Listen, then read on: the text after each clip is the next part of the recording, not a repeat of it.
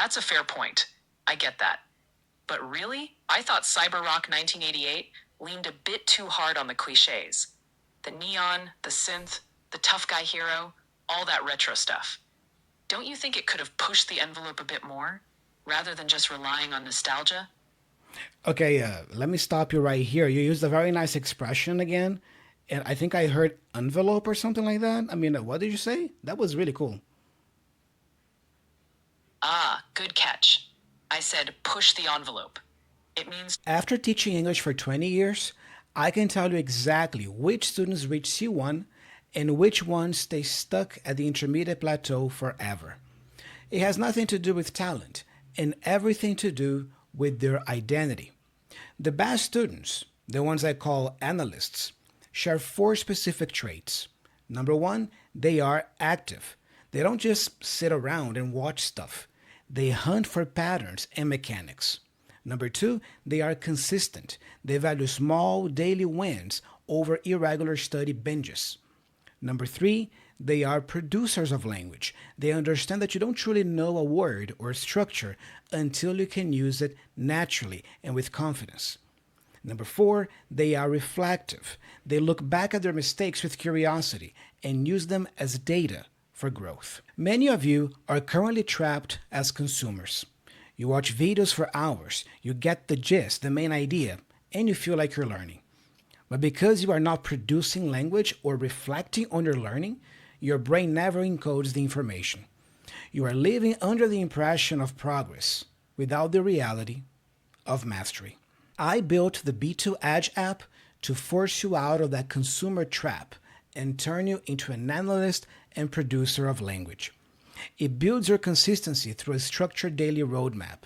It forces you to be a producer through active construction exercises that demand precision. And it makes you reflective by encouraging you to share your thoughts on your learning and your progress. This is not just another app, it's a training ground for the habits that lead to C1. Today I'm going to give you a full demonstration of my app, what it looks like from the inside, how the activities are structured and organized, and how I've been using it. And you're going to learn also how to best interact with the activities by watching me do it myself. All right, so here I am on the interface, right? As you can see, it looks like this, really clean, really organized. So let me show you what a typical day in the app looks like. So we have here a message. Good afternoon, Thiago. Welcome back. It's great to see you. Today is all about listening like a critic to make your own opinions even stronger. Let's dive in. So the very first activity I have to do today, as you can see here, is the daily briefing. All right. The daily briefing is really nice because it situates you. It tells you what you did the last time you logged in. It tells you what the purpose or the lesson is about today. And it gives you a better sense of your journey. So that's why we always begin the day with a daily briefing. As you can see here next to the date, today is February 9th, as I'm filming this. I have 0 out of 7 activities to complete today. Okay? And it's always like that. It's usually a handful of activities between 5 and 7. Sometimes you might get 8, but it's always just a few. Why? Because, I understand that people are busy. We don't have a lot of time to dedicate to something. And I designed the app with this intent of the app being a solution that fits your busy life, your busy schedule. But I'm going to show you what else we have here to do. But remember, my motto is always quality over quantity. So let's start here with the daily briefing. So I'm going to click on it. Take a look. Welcome back, Thiago. It's great to see you. It's completely normal for life to get busy, but the most important thing is jumping right back in. Let's start today with fresh energy because, I haven't been using the app for a few days. Yeah, I use it regularly, but, I think I missed the last 2 or 3 days. So now I'm coming back in. So it's giving me that message. Let's continue. Your last win was mastering participle clauses. You're learning to make your descriptions more elegant, like saying, directed by Steven Spielberg, which is perfect for discussing the movies you love. I've been doing module 5 of the B2 curriculum here on the app because I use it as a user as well, yeah. And module 5 is all about entertainment, talking about movies, music, TV series. Each module covers an overarching theme, all right? Today's focus, listening to a film review. We're catching up on lesson 5.6. This is all about catching the nuances, tone, and key vocabulary that critics use, which will help you sound more like one yourself. Okay? A special workout for you today. I saw your weekly review goal. I want to keep practicing inversions. I said that. In my last weekly review that I did here on the app, I asked for more inversions, for more practice on that topic. So, you see, he remembers. Excellent. I've added a special grammar workout just for you later today to help you master it. Very nice. Here's a quick review on what I saw the last time I logged in, the ED clauses. Let's do a quick check on the last lesson to keep it fresh. Choose the best answer. Which sentence correctly uses an ED clause for a passive description? Okay, let me see here. I believe that would be the last one. Directed by a newcomer, the movie was surprisingly thought-provoking. And yes, it says that it's correct, and the feedback is exactly. This is a concise and elegant way to add the passive detail. Now, imagine I made a mistake. Imagine I choose option 2. You see, it gives me feedback as well. It tells me not quite. This uses the ing form, which would mean the movie was directing something. We need the passive ed form here. So, okay, I know that the last one is the correct one. You're ready for this new challenge? Let's learn how to listen like a critic. Tap next to begin. Okay, so this is the daily briefing. All right, I just concluded that first activity for the day. And as you can see here, there's a check mark. Let's continue. Now comes the actual lesson of the day. All right, today is lesson 5.6, listening to a film review. Let's see. Lesson 5.6, listening to a film review, main lesson. Sharpen or B2 listening skills by analyzing an authentic film review. You will practice identifying expressive adjectives and rhetorical grammar to understand a critic's tone and judgment, even at a fast pace. And here's the agenda, what to do, right? There's some reflection, the watch time, the listening exercise, and the comprehension check. So let's see here. Start lesson. Every lesson starts with a little reflection. Remember, I told you just now that the best students of English, the best learners, are reflective. So the app constantly encourages you to reflect on things, all right, and to come up with your own ideas. So, the critic's voice. Before we start, let's connect this to your own experience with movie reviews. When you listen to a movie review in English, what's the most challenging part for you to understand? And then here in the box, it gives me some tips, some help on what to say. Fast speech, unfamiliar idioms, or the critic's subtle jokes. I'm going to say this. I find that some critics speak too fast sometimes. Also, they use a lot of sarcasm in their reviews. All right? So that's what I wrote here. Keep in mind that the more details you can give, the better. Because, the more the app will learn about you, about your responses, your preferences, your challenges. I'm just giving you a demonstration here, okay? So that's the reflection. Now there's a mini lesson of myself talking about that. I'm going to give here some tips for listening to a review. I'll give you some key strategies for catching the tone, vocabulary, and overall judgment in a fast-paced review. Let's watch that. Welcome to lesson 5.6. You've built your expressive vocabulary and mastered advanced structures. Now, it's time to test your ear with an authentic film review, the exact type of high fluency content you need to understand at the B2 level. Professional reviews are dense with the language we've covered, and they move quickly. When you listen to the audio clip, I want you to focus on two key areas: emotional and critical adjectives and rhetorical grammar. First, listen for the descriptive vocabulary that we saw in lesson 5.2. Does the critic say the film was thought provoking? Do they use the word overrated? These adjectives will immediately signal the critic's verdict. Second, listen for the rhetorical structures. Does the critic use inversion for emphasis, like we saw in lesson 5.3? Perhaps starting a sentence with, rarely have I seen. Does the critic use a participle clause, like we saw in lessons 5.4 and 5.5, for a concise description, like, directed by a local talent? Your B2 goal is not to transcribe the whole review, but to capture the critical language that defines the review's overall tone and judgment. This trains your ear for high-level critical discussion. Let's listen closely to the language of the critic. You see, so every day there is a mini lesson of myself, just like this one. It's between 1 minute and 3 minutes, but it's just an overview of what you have to practice.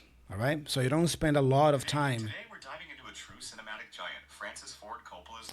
You see, he started playing here the audio track. But, what I was saying is you don't spend a lot of time of your day just consuming information passively. There is information to be consumed, but it's quick and to the point.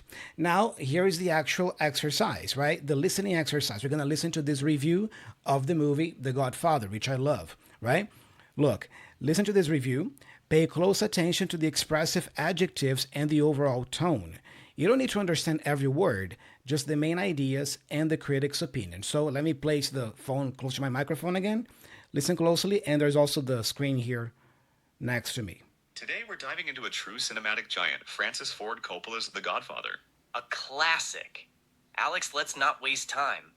My initial reaction is that this film is genuinely thought-provoking. It's not just a gangster movie, it's a deep analysis of family and American capitalism.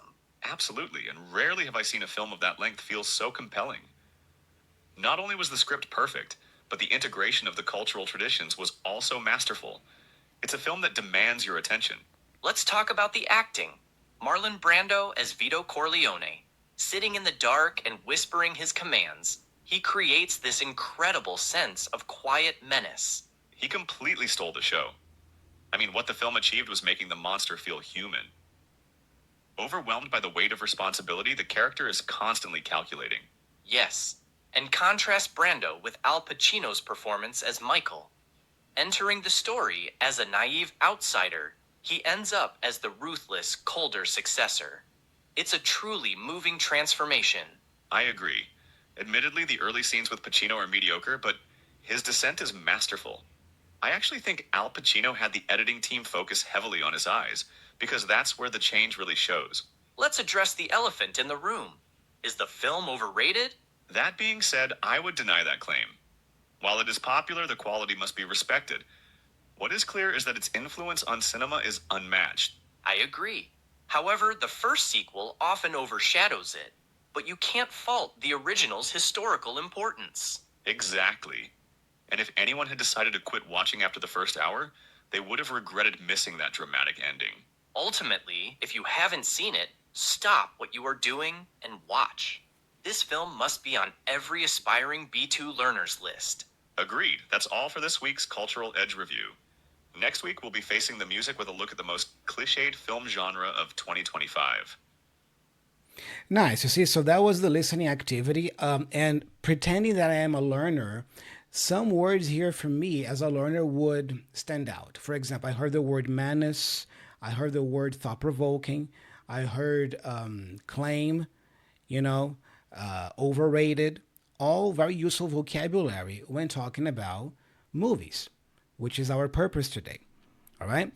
Very nice. So going next, here we have a couple of comprehension questions about this. So let's see. What is the critic's overall opinion of The Godfather? I would say it's a cinematic masterpiece with a huge cultural impact. Let's see. Yes, it's correct. The critic uses very strong positive language to praise the film, right? And which B2 grammar structure does the critic use for dramatic emphasis in the line, rarely has a film? That'll be inversion, which is the topic that I've already studied with the app, I think 2 weeks ago. And I've been practicing more and more. So you see, it keeps bringing the topics back so that I can, really incorporate them. Exactly. Starting with a negative adverb like rarely and inverting the subject and verb is a powerful B2 skill for adding drama, emphasis. Very nice. So, this concludes the lesson for today. All right? So keep it going, very nice. And now comes the interesting part because see, these first two activities we did today, they were more passive, right? You had to think more, you had to reflect, write down some answers, and go over the lesson. Now comes the production part. If you want to get better at English, you need to speak, you need to produce language. So the first production activity we have is the monologue. It's a 1 minute monologue. Since we're talking about movies, look, your 1 minute movie review. Practice your critical opinion out loud. This mandatory daily task builds fluency and helps you use your new vocabulary with confidence. Okay? Here are the instructions. Record yourself for at least 1 minute. Give a mini review of a movie you've seen recently. It could be an 80s classic or something new. It says 80s classic because, I've already shared with the app many times that I love 80s movies. So that's why he's asking me that for 80s classics. But, maybe in your case, it could be something about sports or a movie, a drama that you love. So just keep that in mind. This is tailored to me, okay? And to my interactions with the app so far. What was your main impression? Try to use at least one expressive adjective from this module, Module 5. Thought-provoking, overrated, compelling. All right, so let me give it a shot here. Well, I think I'm going to talk a little bit about Ferris Bueller's Day Off. I love this movie so much. This movie came out in 1986, and it stars Matthew Broderick, and I forgot the name of the other characters. I mean, the actors, but I do know that Matthew Broderick plays the main protagonist, Ferris. Now, this movie is about a teenage boy, Ferris, who is a senior in high school and who pretends to be sick so he can miss the school day. He skips the school day. But then what makes it fun is the fact that there is the principal of the school, Mr. Rooney, who is very cartoon-like, I would say. He looks like a cartoon. He's so funny, so intense. His facial expressions are really out of this world. And every time he is on screen, I believe he steals the show because it's funny to see him getting into trouble after trouble in his pursuit of Ferris. But Ferris also has a girlfriend. I believe her name is Sloane, and his best friend, Cameron. But what is compelling about this movie is how Ferris helps Cameron by the end of it. Because Ferris has always been very confident as a young person, but his friend Cameron has always been the opposite. Kind of neurotic, paranoid, insecure.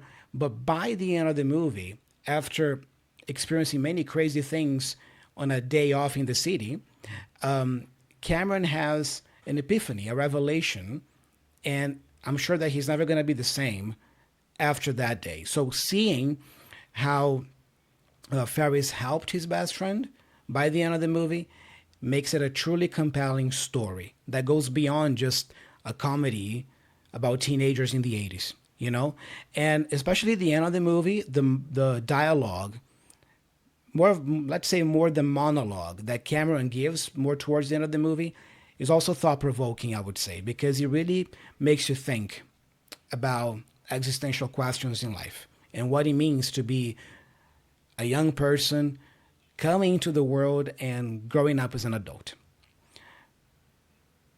Okay, so I'm just, riffing here, and I even spoke for a little bit longer, like for 2 minutes, but just to give you, just to show you, to give you an idea of what you can do here. Notice that if I want, I can play back what I recorded. I can listen back to it, but let's just submit and analyze. And now what's going to happen is the AI that is built inside the app is going to give me feedback on this monologue of mine. Yeah, I just talked about the movie Ferris Bueller's Day Off. I love that movie. Highly recommend you watch it, by the way, if you haven't. It's so fun, man. It's so fun. But here is the feedback. Look, it's quite extensive, as you can see. So use of expressive adjectives. Excellent work here.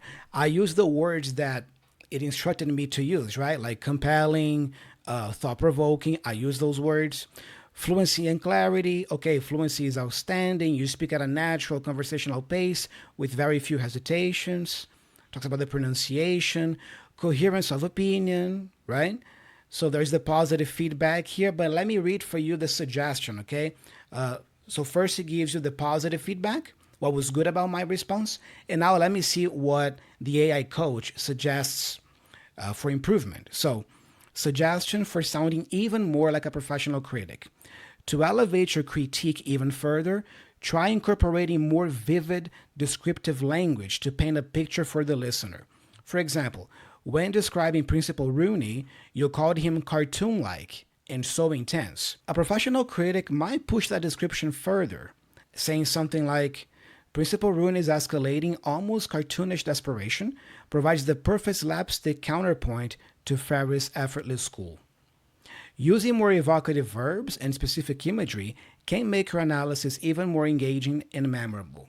So, for example, maybe I wouldn't use all these words that is recommending me use, but one word that I really like that I could use more is cartoonish, because I said that the character is cartoon-like, but I like this word, cartoonish. I could say that Principal Rooney is a bit cartoonish, you see? So it gave me an idea of a nice word to use, even if I don't intend to use all the words that it's giving me now.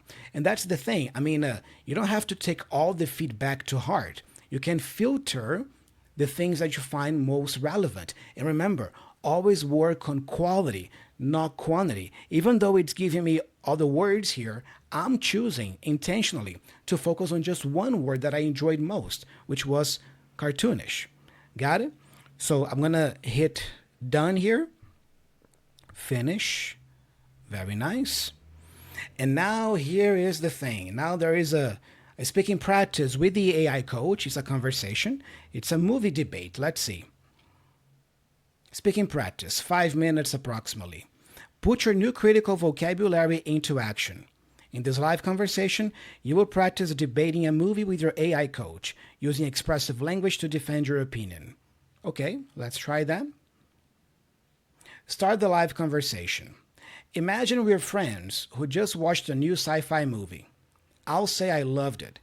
Your job is to disagree politely and explain why you think it was mediocre or cliched. Use the new vocabulary to support your opinion. Remember to speak only in English. So let's try here. Hello. Hey, Thiago. I just saw that new movie, Cyber Rock 1988. I thought it was compelling. What did you think? You know, to be honest, I've never heard of that movie. What's that called again? It's called Cyber Rock 1988. It's this new 80s style sci-fi flick. Really? You haven't even heard of it? I thought it was making waves. What kind of movies have you been into lately? Well, okay, first of all, before we continue the conversation, I think you used a very nice expression there. I didn't really understand what that means. Could you say that again? What was the expression? Sure thing. The expression I used was making waves. It means something is getting a lot of attention or causing excitement. So, I thought Cyber Rock 1988 was making waves, getting people talking. Oh, I see. So if I say that something is making waves, it is getting attention in a positive way. Is that right? Exactly. When something is making waves, it's usually getting noticed, creating a buzz, or sparking reactions. It can be positive, or even a bit controversial. It's all about grabbing attention. Oh, I see. Thanks for teaching me. Thanks for teaching me that expression. I really appreciate that. About movies, to be honest, I haven't been watching many movies lately. I think the last one that I saw that was more in this sci-fi vibe was a movie with Demi Moore, I believe, called The Substance. You know that one? Oh, The Substance. Yeah, I know that one. That's an intense, thought-provoking film. But Cyber Rock 1988 has a whole different vibe. It's got that retro-futuristic style, with synth soundtracks and flashy neon visuals. So, how did you feel about The Substance? Think it was more original than this new one I'm talking about? Well, about The Substance, I thought it was thought provoking as well. I think it's a movie that questions the idea that society has about beauty. I mean, what is considered beautiful, and maybe the pressure that certain people in society, if they have certain fame or status, they feel in themselves to change their appearance. So I thought it was quite thought provoking. I must admit that the ending is kind of disgusting. I didn't quite enjoy that. That visual, even though I think it was well made. But overall, it was a thought provoking movie. But interestingly, I don't think it would be a movie that I would want to watch again. That's a really interesting take. I totally get what you mean about the substance. Thought provoking, but maybe not something you'd revisit often. Now, here's the thing: Cyber Rock 1988 is more on the fun, fast paced side, less deep on social commentary, but still playing with identity and image. So, that's an interesting contrast. Do you think a film has to be really deep to stick with you? Or can a lighter, more cliche approach still be valuable? No, no, I think that a movie can be a little bit more superficial and shallow. It depends on the purpose, right? Think of a silly comedy. Sometimes at the end of a tiring day, just watching something that is not going to demand much from your mind and your brain is actually the way to go. So even though I like deep stuff, I also see the point in consuming more shallow type of stories from time to time. That's a fair point. I get that. But really, I thought Cyber Rock 1988 leaned a bit too hard on the cliches. The neon, the synth, the tough guy hero, all that retro stuff. Don't you think it could have pushed the envelope a bit more, rather than just relying on nostalgia? Okay, let me stop you right here. You used a very nice expression again, and I think I heard envelope or something like that. I mean, what did you say? That was really cool. Ah, good catch. I said push the envelope. It means to go beyond what's usual or expected, to be more innovative or daring. So I was wondering if the movie could have been a bit more adventurous. I'm sorry, I'm not sure I really understand the meaning of the envelope expression. Is it push the envelope? Could you explain in simpler words and maybe speak a little bit slower? Of course. Let me break it down. When we say push the envelope, we mean to go beyond the normal limits, to try something more bold, more creative, or more risky than usual. It's like saying, go further. Don't just stay safe. Does that make more sense now? I think so. So to push the envelope is to challenge something, to go beyond the limits of something. Is that correct? Exactly. You've got it. To push the envelope is to challenge the boundaries, to go beyond the usual limits. Nice. Could you give me maybe two example sentences with that expression? Just so that I can see it in context? Sure. Here are two examples. First, that director really pushed the envelope with those special effects. No one had seen anything like it before. Second, she's known for pushing the envelope in fashion, always wearing bold, unconventional designs. Nice. I think I got that now. Thank you so much. You're welcome. I'm glad it makes sense now. So bringing it back, do you think Cyber Rock 1988 pushed the envelope in any way? Or was it playing it safe with all that retro flair? That's the thing. Like I told you before, I haven't really seen that movie. Maybe you could tell me a little bit about the plot, about the story, and educate me? Absolutely. So the story of Cyber Rock 1988 is set in a gritty future city where music and technology collide. The main character is a rebellious hacker musician who's trying to take down a mega corporation controlling the airwaves.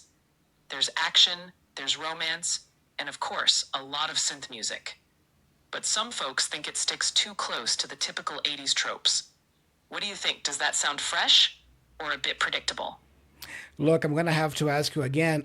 You used a very nice word there. I think it starts with a T, but I didn't really understand that. 80 something. Oh, I said tropes. A trope is a common theme or a familiar pattern in stories, like a recognizable character type, plot device, or style. So when I said 80s tropes, I meant those classic 1980s elements we often see, like neon lights, synth music, or certain types of heroes. Okay, so a trope is something that maybe has already been seen a lot, right? Like something that is cliched. Is that right? Exactly. You've got it. A trope is often something that's been seen many times before. Kind of like a cliche, but not always negative. It's a familiar pattern. Now you're really getting the hang of this. Oh, I see. Well, going back to your question about the movie, I am a sucker for cliche 80s stuff, to be honest.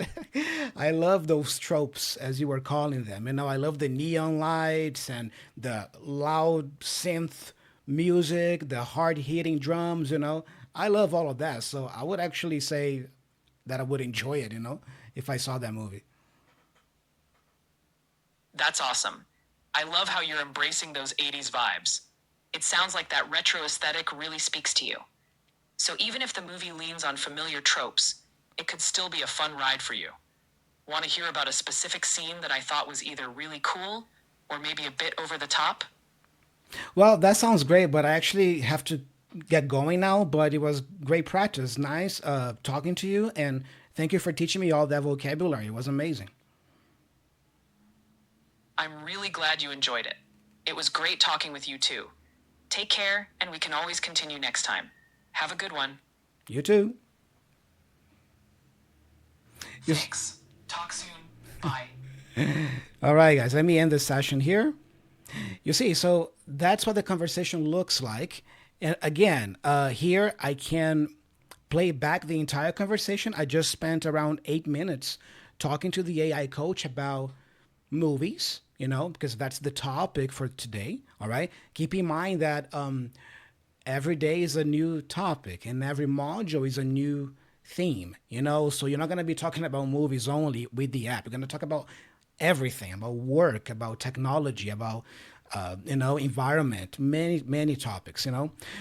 What's cool here is that I can also see the conversation transcript. I can read everything that was shared between me and the AI coach. And finally, if I go here to submit and analyze, the AI coach is going to give me feedback on this conversation. I mean, how I did in terms of my fluency, my ideas, And notice also how I used the AI coach, how I talked to it. I was really pretending to be a student. All those words that I asked about, I knew them already, guys, of course, but I pretended to be a student who wouldn't understand those words. You see, you just ask to repeat, or you just ask, oh, you said something interesting here. Maybe it was an expression, but could you repeat that? The AI coach is so intelligent that it knows, what you are asking about. And then you can ask for examples. You can do what I did sometimes here, which was asking it to speak a little bit slower, give example sentences. You see, this is how you interact with the app, with the tool, That's why I say the limit is your imagination, all right? If something is not clear, just ask, but you got to be proactive enough to ask for what you need, just like you would ask a real teacher if the teacher was with you in a classroom, But anyway, here you have, a lot of feedback. And of course, at the end, the suggestion for improvement. All right. But I'm not going to read it now for the sake of time. But you see, that's the idea. Let me click on finish here. So we're almost done. Now we would have like this story time. Let me see here. The 80s movie critic. See today's concepts in action with a short story tailored to your interest in 80s movies, because I said that I like the 80s movies, Maybe for you, it's going to be about something else, all right? Practice your pronunciation by reading it aloud. I talk about all the time here on the channel. I talk about the importance of reading things aloud to practice speech, delivery, voice control, voice projection, pronunciation. So there is a short activity here on the app that you can do every day. You can see the language that you are working on that day in context of a movie. So let me see here. In 1987, a young critic named Leo watched a new sci-fi movie. The visuals were compelling. You see, using the word compelling, the vocabulary compelling, but the story felt cliched. Rarely have I seen a film so technically brilliant, yet emotionally empty. he wrote. His review called another smaller film from that year underrated. Oh, let me read that again. I just messed up here. Here it is. His review called another smaller film from that year underrated and thought provoking. The most moving scene, he argued, wasn't a big explosion, but a quiet moment between two characters. Feeling confident in his opinion, he published the review. It was a bold take, but Leo knew his job wasn't to agree, but to have a real opinion. You see, just a short paragraph, a little story, for you to see some of the language that this module is, teaching. Again, vocabulary like compelling, cliched, thought-provoking, underrated, right? And the inversion sentence, rarely have I seen. You see? So that has been the focus of this module. So if I want to, I can record myself reading this aloud for feedback, but I'm not going to do that now. So I'm just going to go to skip. And there's a little comprehension check. Look, what B2 grammar structure did Leo use to add drama to his review? I believe it was the inversion, right? Rarely have I seen. Yes, this advanced structure adds a powerful dramatic flair to his writing. Really cool, complete. We're almost done. And then we have the grammar goal inversion workout. Why? Because I asked for it. If I hadn't asked for it, this wouldn't be here. But in my last weekly review, because every Sunday the app asks you to do a reflection, a review on the previous week. So in the last review, I asked for more inversion practice. So it's giving me here more inversion practice because I asked for it. Okay, so it looks like this pretty much. Yeah. I'm not going to do this now because, it's just for me to practice some more. But then every day you end with a takeaway, which is the reflection. Look, today's takeaway, reflection. Solidify today's lesson with a quick reflection. This simple habit helps your brain prioritize and remember what you've learned. So the reflection is, what's the number one thing you will remember from today?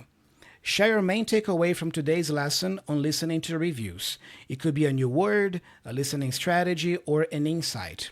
You can write it down or record a quick voice memo. Only one is required. I'm going to record because I prefer to speak than writing, so let me do my takeaway here now, yeah, from this session that I just had with you today.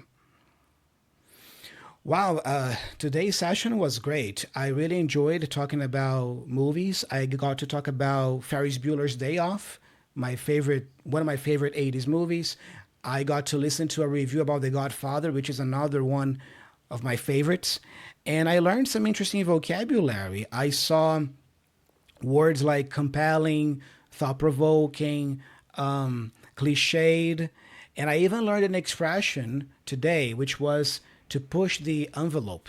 So when something pushes the envelope, it exceeds the limits, or it challenges the limits. I really enjoyed that expression, to push the envelope. So I think that's my takeaway today. It was a great topic, great conversation that I had today with the AI coach, and I learned some useful vocabulary today.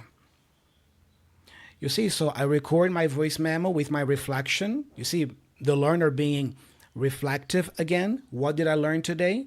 Again, you can listen to it or you can just submit it. And remember, the cool thing is that what I'm inserting here, the app will remember.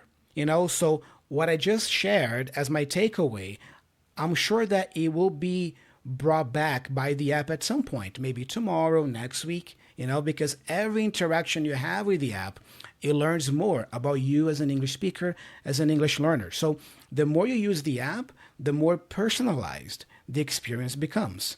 And that's pretty much it. You see, so we did pretty much all the activities for today, except for this bonus grammar goal, but the cool thing is that you can also talk with the coach. Like, imagine you finish everything and you still want some more practice. You can just tap here. Look, have a question about today, talk with your coach. So it's going to start a chat message, a chat conversation, and you can ask for more exercises here.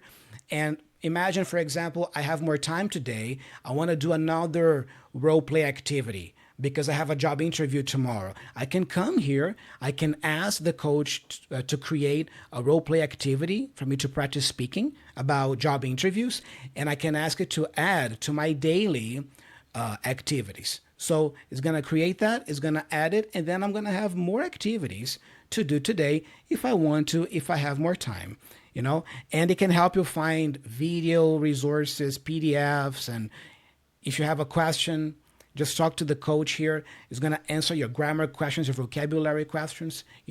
Maybe the expression push the envelope that we learned today. I can come here and I can ask for more example sentences. I can ask if it's a formal or informal expression. You see, the sky's the limit.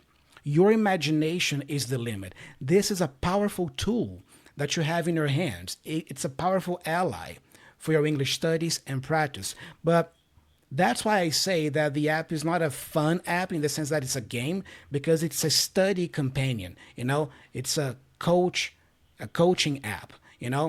If you use this app with the intent to have that moment in your day to really study and practice English, it's going to help you tremendously. Over time, you will see how much more vocabulary you will learn, the grammar structures that you've never heard of will start to feel easy. Yeah, you will start to implement them, and you get to talk about interesting topics. So I highly recommend you check out.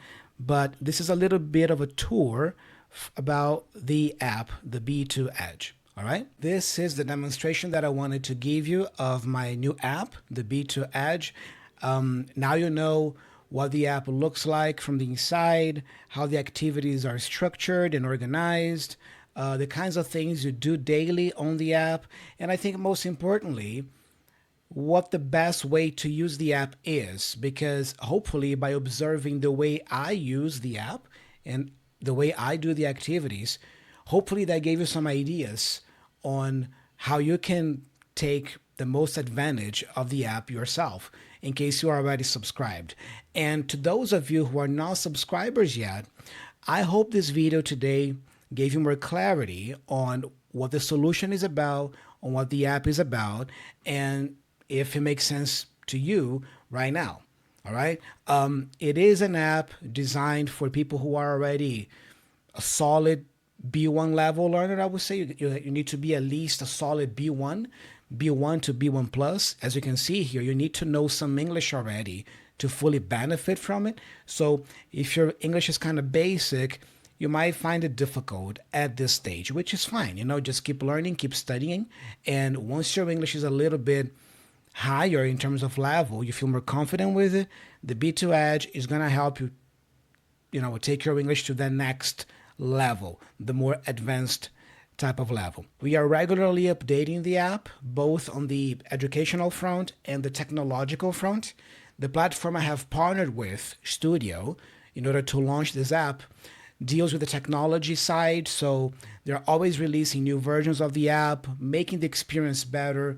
They plan to release new features this year, and minor bugs that might happen because technology is like that, they're always being fixed, so that the user experience is the best it can be. So the app is constantly being updated, and myself as the teacher, the coach, the educator behind this app, I'm always updating the content inside it, how the lessons are presented, or extra things that students could do inside, or new lessons that I plan to release later this year, a new curriculum. So we are always updating the app because the idea is for this solution to be the ultimate solution for people who feel stuck at the intermediate level and who want to start using English in a more complex, advanced way.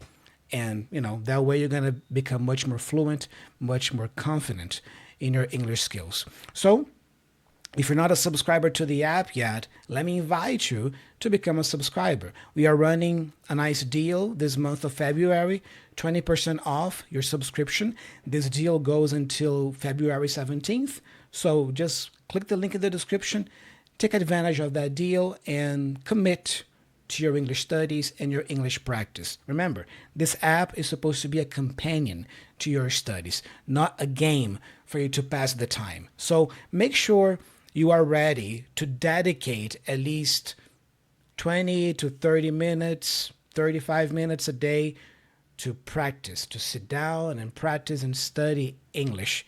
If you have that time available, the app is going to work wonders for you. But if you're looking for maybe a language game, a little game that is just going to keep you entertained while you are at the doctor's office, for example, for like 5-10 minutes, that's not the purpose of the app. Okay, it's a study companion, not a game to pass the time. All right. Thank you very much for your attention. I'm Thiago, and if you want to learn more, I highly recommend you check out this lesson next, but I'll see you in the next lesson. Thank you so much, and I hope to see you in the B2 Edge app as well. Bye-bye.